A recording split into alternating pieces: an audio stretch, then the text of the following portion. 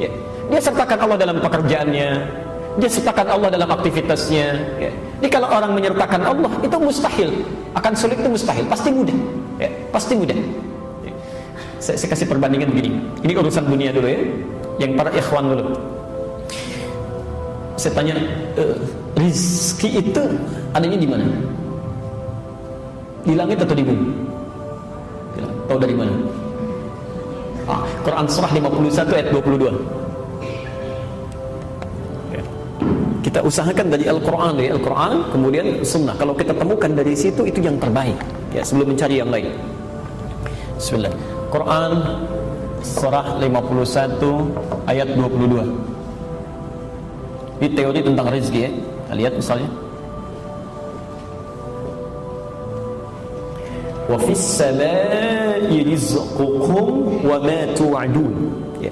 Kata Allah, dan di langit rezeki Anda sudah disiapkan, ditetapkan, ya, dan tidak akan tertukar. Di langit rezeki kita sudah disiapkan, dituliskan, tidak akan tertukar, ya. Jadi mohon maaf kalau Allah sudah kasih statement tidak akan tertukar, jadi tidak ada kerjaan mengambil rezeki orang, ya. Jangan pernah mengharapkan rezeki orang lain, apalagi mengambilnya, itu tidak ada kerjaan, karena rezeki kita sudah ditetapkan, ya. Ingat hukum pengambilan itu, ya. Ingat hukum pengambilan. Kalau ada hak orang lain diambil, maka seketika terasa menyenangkan, tapi yang diambil ini satu saat akan kembali, ya, akan kembali. Jadi kalau orang ngambil rezeki orang lain cuma melelahkan diri saja, ngambil, ya kapan lagi akan dikembalikan? Satu saat, entah besok, entah seminggu kemudian, entah sebulan kemudian, pasti akan kembali, ya. Ini cuma melelahkan diri saja, ngambil sesuatu, berputar-putar, ujung-ujungnya balik lagi, ya. Ini sudah, kalau sudah Allah berikan, jangan cari yang bukan milik kita. Wa ma tu'adun, dan dijanjikan kata Allah pasti diberikan. Rizki kamu sudah dituliskan di langit, dijanjikan diberikan, ya. Rizkinya di langit. Kita hidup di mana? Di bumi, di bumi. Kita hidup di bumi, rizkinya di langit. Masya Allah. Kita bertanya, ya Allah, bagaimana seperti ini? Kami hidupnya di bumi, rizkinya di langit. Gimana ngambilnya? Maka Allah turunkan sifat keadilannya, ya. Diturunkan rizkinya ke bumi, disediakan untuk kita mudah mengambilnya. Quran surah kedua Al-Baqarah ayat 29. Dijawab di Quran surah kedua ayat 29. Karena kita tinggal di bumi, maka turun ayat, saya agak cepat, huwallazi khalaqalakum ma fil ardi jami'an. Rizki yang di langit ini kami turunkan ke bumi, maka Allah menciptakan segala hal di bumi untuk memenuhi kehidupan kita, ya. Dialah Allah yang menjadikan segala hal di bumi lakum untuk kalian, apa saja, ya, bisa kita dapati, ya. Pelan-pelan rizkinya di langit diturunkan ke bumi. Bumi luas atau sempit? Luas, baik, ya.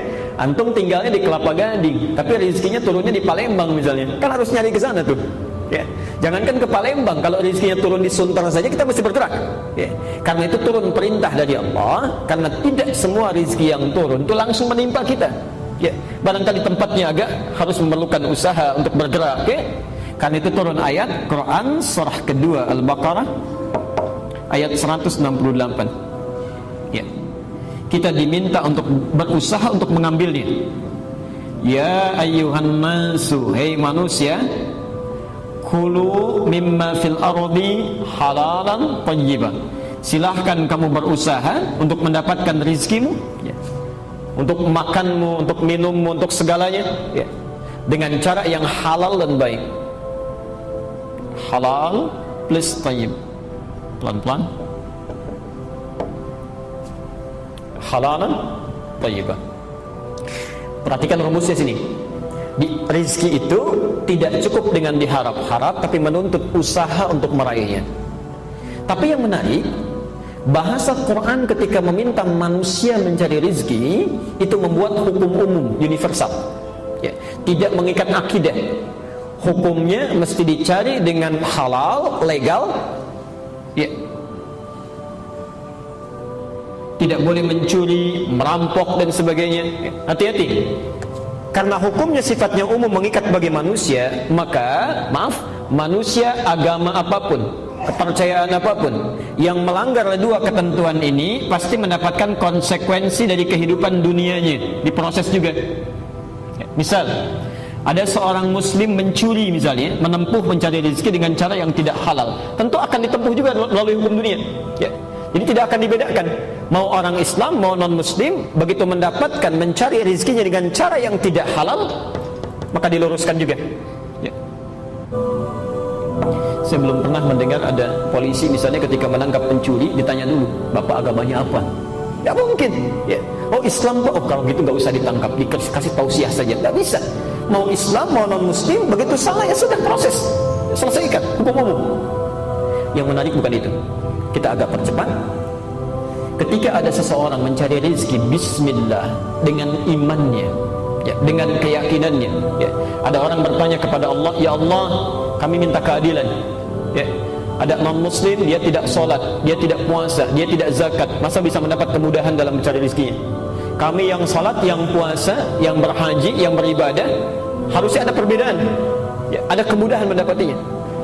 Maka Allah turunkan ayat khusus yang diberikan hanya pada orang-orang yang punya iman. Quran surah kedua Al-Baqarah, ketentuan kedua, ayat 172. Pelan-pelan. Nanti silakan Anda perhatikan bagaimana cara Al-Quran mengungkapkannya. Yang di sini 168, ya ayyuhan nas, yang ini, hei manusia. Manusia sifatnya universal, bisa bagi seorang muslim atau non muslim. Tapi ketika menyebutkan di ayat 172 dirubah dari nas menjadi amanu, ya ayyuhalladzina amanu. Pelan-pelan. Kalau sudah amanu berarti hanya mengikat orang yang beriman saja, orang Islam tidak di luarnya. Sekarang lihat ayatnya, ya ayyuhalladzina amanu kulu. Di sini ada kulu, di sini ada kulu. Tapi yang hebat, di sini mimma fil ardi halalan thayyiba, yang di sini kalimat halalnya dibuang. Kulu min thayyibati ma razaqnakum, halalnya dibuang, thayyibnya dijamakkan, thayyibat. Masyaallah. Ma razaqnakum.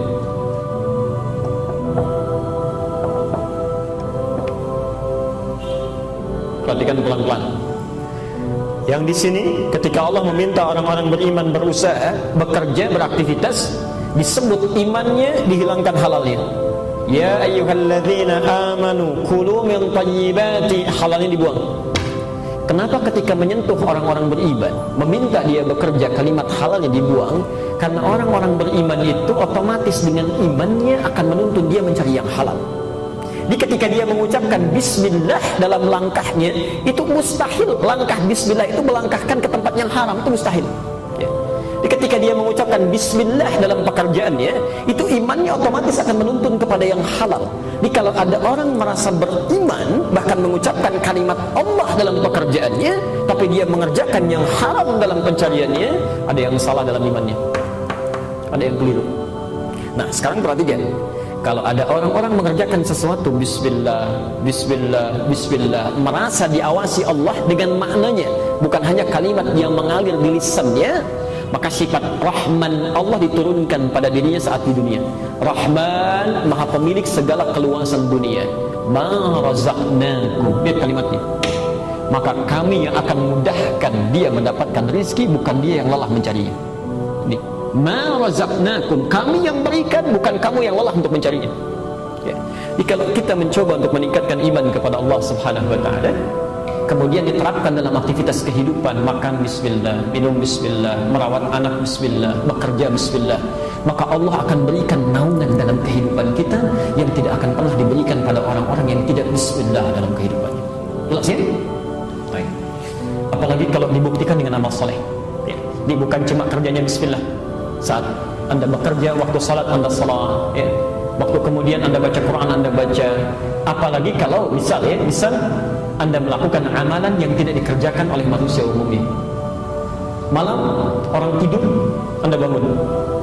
Malam orang siang orang makan Anda puasa, ya. Mendapatkan istirahat, orang lain baca Quran, Anda baca Quran. Masya Allah. Jika iman disandingkan dengan takwa, maka yang terjadi luar biasa dahsyatnya. Quran surah ke-7 Al-A'raf ayat 96. Lihat keajaiban yang terjadi. Quran surah 7 ayat 96. Walau anna ahlal qura amanu wattaqau plus takwa. La haula wala quwwata illa billah. Ini iman saja plus iman, kerja plus iman, beraktivitas plus iman, itu akan memudahkan rezeki yang diturunkan oleh Allah kepada kita, mudah. Apalagi rumus Qur'annya surah 7 ayat 96. Kalau kita tambah imannya plus takwa, insyaallah bekerja, salat tidak tertinggal. Orang dipanggil salat fardu masih terlambat-lambat. Antum kehilangan salat sunnah, gelisahnya luar biasa. Takwa, antum tambah takwa, ya, alhamdulillah. Perhatikan kalimat Qur'annya. La fatahna 'alaihim barakatin minas samai wal ardh. Pasti kami bukakan pintu keberkahan rezeki, baik dari langit ataupun dari bumi. Ya. Kalau sudah pintu langit dibuka, pintu bumi dibuka, sudah tidak ada kesulitan yang berarti dalam hidup. Ya. Pintu langit keberkahan, pintu bumi kemudahan. Jadi kalau sudah pintu langit dan bumi dibuka oleh Allah, di mana lagi celah kesulitan yang bisa didapati? Mustahil.